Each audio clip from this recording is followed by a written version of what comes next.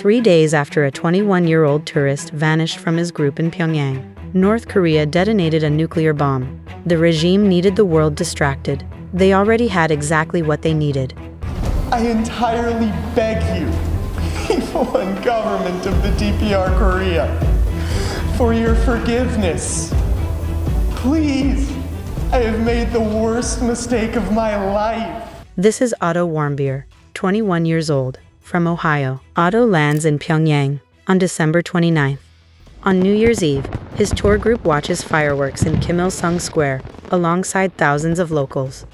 2 days after departure, he's detained. 6 days after that, North Korea ran its 4th nuclear test.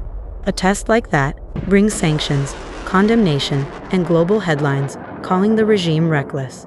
The regime needed a different headline. At home, especially. 2.5 months later, Otto stands trial. The evidence: a grainy, time-stamped clip of a staff-only hallway in the Yanggakdo Hotel. A figure reaches up and pulls a propaganda poster off the wall, one bearing Kim Jong-un's name. To remove it is treated as a crime against state unity.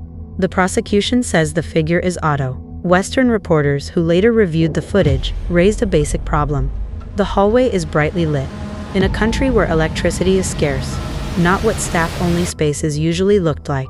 One tourmate said the timestamp didn't line up with when the group actually got back to the hotel that night. His roommate said flatly that wasn't the person he'd spent 4 days with. None of that mattered inside North Korea. The footage didn't need to convince anyone outside the country. It only needed an audience inside it. 2 weeks before the trial, state television aired Otto reading a confession. On January 1st, 2016, New Year's Day, I committed severe crimes against both the people and the government of the DPR Korea. A church paid him, he says. A secret university society promised him a car. The CIA knew the whole time. The task was given by the Friendship United Methodist Church. At the encouragement of the Z Society and the connivance of the United States administration, I came to commit this crime task. The aim of this crime was to harm the work ethic and motivation of the Korean people. The church named in the confession denied it. The society denied any contact with him. Outside analysts called it what televised confessions in North Korea usually are: scripted and aimed at a domestic audience, not an international one. Here's what the regime was counting on. The US has no embassy in North Korea. Sweden handles American interests there, and even Sweden's calls went unanswered for stretches at a time. A poster theft, dressed up as state subversion, gave the regime a domestic enemy and an international hostage in the same week it tested a nuclear weapon. One story buried the other. 17 months later, word reached Washington. Otto was unconscious. A medical team flew to Pyongyang and brought him home in June 2017. His parents met him on the tarmac. He was blind, deaf, making sounds his father would later describe as inhuman. Doctors gave his condition a name: unresponsive wakefulness, what used to be called a vegetative state. 6 days later, he was dead. North Korea's explanation: botulism from a meal of spinach and pork, then a bad reaction to a sleeping pill. 3 neurologists who examined Otto's records said that story didn't hold up. No nerve test results consistent with active botulism. No skull fracture. No pattern of damage matching repeated blows to the head. That kind of injury shows up unevenly, worse in some regions than others. What his scans showed instead was uniform loss of tissue across the entire brain, consistent with one prolonged stretch without oxygen. Not many small injuries over time. That narrows the list of explanations, but it doesn't close it. A drug reaction, a suicide attempt after a sham trial, and a 15-year sentence handed down in an hour-long hearing. An interrogation, reportedly up to 15 hours a day for 2 months, that went further than planned. What's harder to dispute?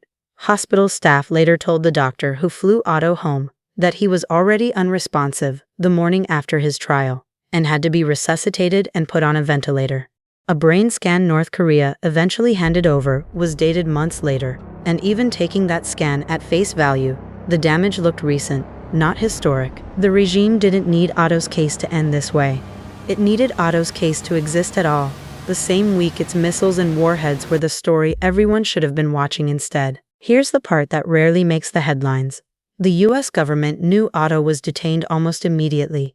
For most of those 17 months, it chose to say almost nothing.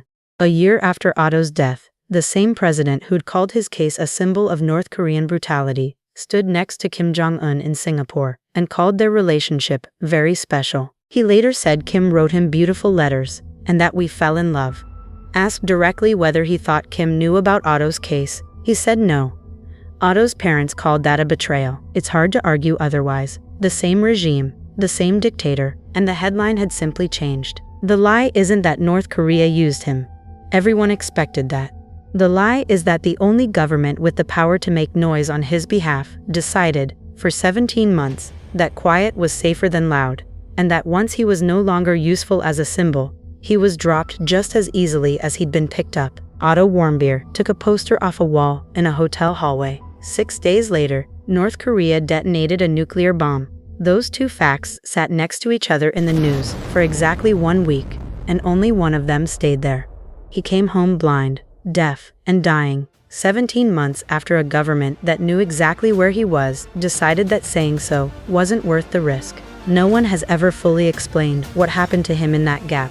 Not North Korea, not the doctors, not the government that stayed quiet the longest. If silence can do this much damage when a government has every reason to speak, what does silence look like in the cases nobody's even watching?